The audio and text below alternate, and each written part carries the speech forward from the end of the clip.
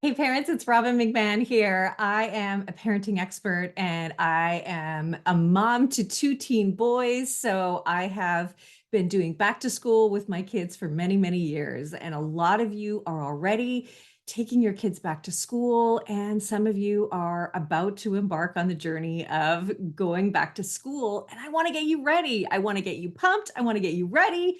I want you to have mornings that are successful, and I want you to have pickups that are enjoyable. And so I am here to talk to you about some ways to make it as happy and successful as possible.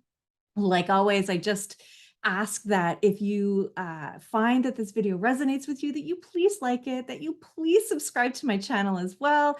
I share content and tips and solutions every single week, and it is my greatest joy to do that. So share it with somebody who you know needs to hear it as well. And of course, subscribe so that you get the latest tips and solutions and actual strategies you can use in your parenting today.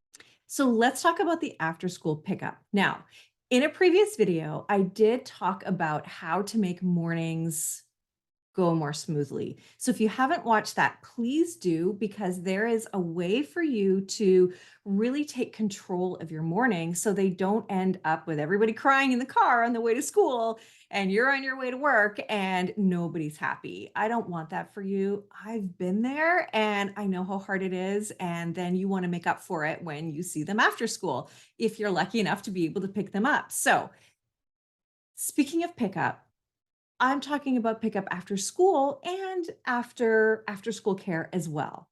The first thing I want you to do is know that, okay, you have had a long day yourself, right? And you're going to be bringing some of your own feelings, some of your own energy from the day. And I want you to, before you get out of your car, before you reunite with your kids, is to just feel into what it is that you're feeling and notice it. Like, yeah, I'm actually rattled today. Or I felt great today. You know, the presentation went really well. Everybody loved it. That's okay too, right? It's not negative things that we are just noticing. We're noticing positive as well. And we're noticing where we are in our own mindset. The reason why is because how we feel is contagious to our kids. We know that it is, and we have studies to prove it. So we want to bring the best energy to our kids, because when we're stressed, our kids are stressed, and it shows up in their behavior that we don't like. And that makes us more stressed. And so we just keep going and going. So notice what you're feeling. And then I want you to just set an intention for yourself. What is it that you want to be like? How do you want to show up for your kids when you are reunited with them? Do you want to listen more and talk less? Do you want to show up playfully? Do you want to show up and say, hey guys, we're going for ice cream? What is it you want to do? Do you want to be playful, serious? Do you want to listen? Do you want to just let them lead the way and you just be present? What is it that you need for yourself to show up in a way that makes you feel empowered, and a way that your kids will feel settled into you? The purpose of an intention is actually really powerful, because where your intentions go, where you say, I will not sweat the small stuff today. When my kids bicker, I won't allow it to get me down, or whatever it is. When my child says no, I won't freak out. I won't react. I will respond. What happens is it puts it top of mind for you. And when you set your intention, your thoughts follow, your words follow, your actions and reactions follow. So you really want to set that intention for yourself, and then take another couple of seconds, a moment, and visualize it coming to be. Just visualize it. It is really powerful for the energy that you show up with your kids.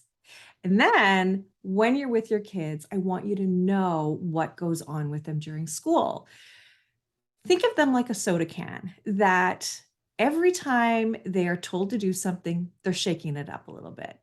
Every time there is an injustice, it's getting shaken up a little bit. Every time they struggle with a problem, whether it's a social problem, it's an academic problem, it's a math problem, they're getting shaken up a little bit. And what this shakeup is actually cortisol increasing in their brain. And cortisol is the stress hormone. and it can build to toxic levels, and our kids need a way to release it, which is why sometimes, and this happened to me a lot, is your kids would come to you, they'd have a good day, right? According to their teachers, but they come to you and they let it all out. Why? Because finally they can be normal. Finally they can be themselves.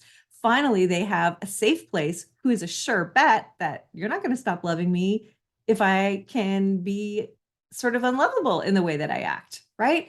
That's why they do it. That's why sometimes you're faced with kids that you're like so happy to see, and then they have this horrible behavior that doesn't look like they're happy to see you at all.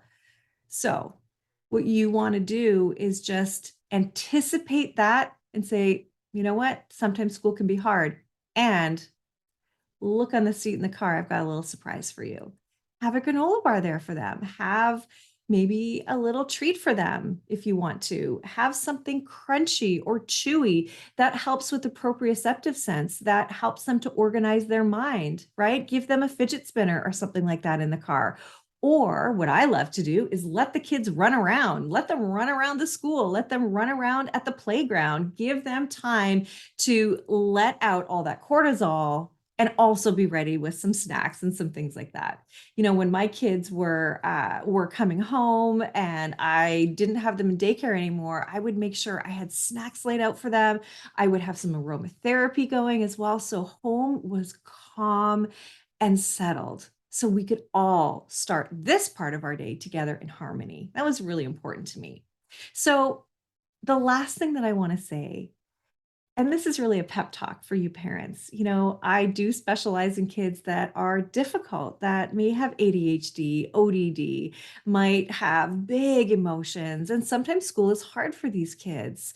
And I want you to know that your child's behavior, your child's grades are not a reflection of how good you are as a mom. They are not at all a reflection on you. And so, my invitation for you is to let go of having a perfect child. You have the child that you need, not the child necessarily that you wanted or expected. You don't have a mini me. You have the child who you have, and we have to embrace them where they are. I know that's not easy. It's hard for me. I know I have a child that barely passes his classes. That's not easy. You know, that's not who I was in school. And I know that me fighting against that only makes me miserable and makes my child miserable. And I don't want you to think that I don't care, because I do. But there's a difference between not caring, and there's a difference between being realistic about it, offering him all the support and assistance that we can through his IEP, through the school, and through any tutoring or anything like that, to give him the best opportunity to succeed, because for him it feels good to feel that way. But I also know that there's going to be other places in life where he's going to thrive. And we get him through high school. In my case, we get him through high school. We get him through school feeling as good about himself as he can feel about himself. And so that's really what I want you to know, that we are just there first for our kids. And sometimes we need to advocate for them as well. And you definitely want to advocate for your child. And, you know, if that comes up and if that's something you want to learn more about, please put that in the comments, because I'm happy to talk a little bit about that and share with you some information that I have on that, because some parents do need help in that area. I know that we have, because as parents, you don't know what you don't know. You don't know what the school can do for you and maybe isn't doing for you, right? So we need to help each other out. So with all of that said, I just want to remind you that when you are about to reunite with your child, you want to check in with yourself. You want to set an intention for how you want to show up.